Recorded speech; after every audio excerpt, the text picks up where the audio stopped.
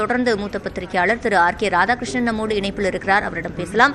வணக்கம் திரு ஆர்.கே. தற்போது பொள்ளாச்சி வழக்கில் முக்கிய தீர்ப்பு வழங்கப்பட்டிருக்கு. ஒவ்வொருவருக்கும் சாகும் வரை ஆயுள் என்கிற தண்டனை விதிக்கப்பட்டிருக்கு. எப்படி பாக்குறீங்க? வரவேற்கக்கூடிய தீர்ப்பாகத்தான் இருக்குது.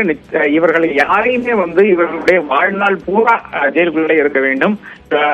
யூஸ்வலாக ஒரு 14 வருஷத்துக்கு பிறகு இல்லை என்றால் 20 வருஷத்துக்கு பிறகு வெளியே விடுகின்ற ஒரு போக்கு நாம் கண்டுகொண்டிருக்கிறோம். இன்ஃபேக்ட் வழக்கில் கூட 25 வருடங்களுக்கு பிறகு ஒடிசாவிலிருந்து அந்த குற்றவாளிகளை அந்த குடும்பத்தோடு சுட்டெரித்த குற்றவாளிகளை விடுவித்தார்கள்.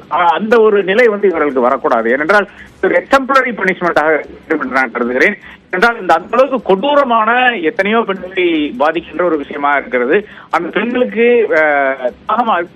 தாமதமானாலும் நீதி கிடைக்கிறதாக நான் காண்கிறேன். அது நிச்சயமாக இது என்றால் இந்த 8 பேர் இருக்கிறதுனால அந்த அளவுக்கு எல்லாமே விசாரிக்க வேண்டிய ஒரு கட்டாயத்துக்கு நீதிமன்றம் தள்ளப்படுகிறது. அதுல பல வாய்தாக்கள், அதுல பல டிலேயிங் டாக்டிக்ஸ் எல்லாம் செய்வார்கள் டிஃபென்ஸ் தரப்புல இருந்து. அதையெல்லாம் தாண்டித்தான் இந்த மாதிரி ஒரு தீர்ப்பு வந்திருக்கிறது. நிச்சயமாக வரவேற்கக்கூடிய தீர்ப்பு. ஆனா என்னை பொறுத்தவரை ஜஸ்டிஸ் டிலேடு ஜஸ்டிஸ் டினைடு கூறுவார்கள். அந்த அளவுக்கு இது காலத்தார்ந்த ஒரு விஷயமா இருக்கிறது. இன்னும் அப்பீல் எல்லாம் இருக்கிறது. ஆனால் நிச்சயமாக இது என்னை பொறுத்தவரை இந்த ஜட்ஜ்மெண்ட் பார்த்த அளவுக்கு, அதாவது இன்னும் முழுமையாக வரவில்லை, நாம் மீடியாவிலிருந்து தெரிஞ்ச அளவுக்கு ஒரு வாட்டர் டைட் ஜட்ஜ்மெண்டாக இருக்கிறதாக நான் நினைக்கிறேன். நிச்சயமாக இதுல ஹோல்ஸ் கண்டுபிடித்து அதை அந்த வழியாக எஸ்கேப் பண்றதுக்கு வழி இல்லை என்று நான் நினைக்கிறேன். அதுதான் உண்மையும் கூட என்று நமக்கு சாயங்காலத்துக்குள்ள இந்த ஜட்ஜ்மெண்ட் தீர்ப்பு முழுமையாக வரும். அப்போதான் நமக்கு குறிப்பாக சொல்ல முடியும் என்று நான் நினைக்கிறேன்.